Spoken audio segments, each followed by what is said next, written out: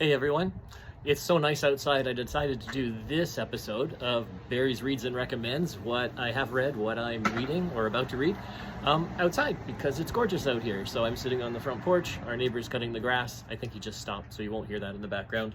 This is going to be a relatively quick one because I have been going through a chunk. So Who Do We Choose to Be by Margaret Wheatley, who already heard me say it's an updated version. It's well worth a read. Wow, am I ever holding that one weird? And then her other book that kind of goes along with it, Restoring Sanity, Practices to Awaken Generosity, Creativity, and and Kindness. I recommend both of them really highly. So if you can get them, that would be great. This one, John Gardner, The Art of Fiction, Notes on Craft for Young Writers. Didn't like it at all. Found it too pedantic, too slow, very complex. A lot of it didn't make sense to me. I think he was just overly detailed, and I don't know, that's just my opinion. I would not recommend it. Whether you're an old writer or a new writer or a young writer, I still wouldn't recommend it. Scientific Marvel, interesting story. Met the author of this book of poetry on the flight to Winnipeg, and we had a really nice chat. She's a lawyer out there, and interesting poetry book for sure. So I decided I would get it. We were out there. It was at one of the bookstores. They knew exactly what and who I was talking about. And she was a very nice person to meet and chat with on the plane. If you ever do that, it's a fun thing to do. Anyways, highly recommended. It's called Scientific Marvel. Just for fun, this is a kind of Christian fiction, I don't know, not a detective book, not a romance book, somewhere in between.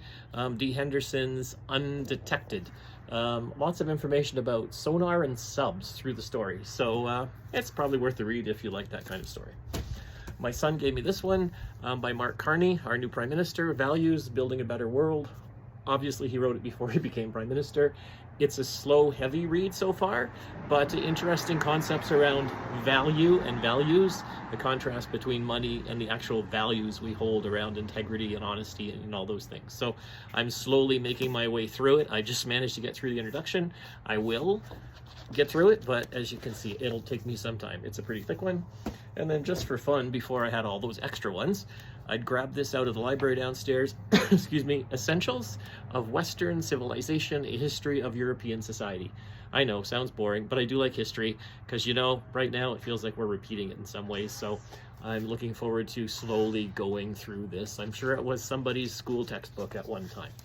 By, it's only volume 1 to 1715, so I guess there's more, but I didn't see more volumes downstairs. So anyways, that's a start.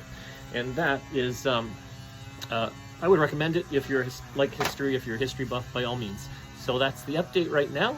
I'll let you know when I'm maybe halfway through or getting near to the end of some of them, or they're all finished. Thanks everybody. Hope you enjoyed the recommendations and the non-recommendations, and we'll talk to you later.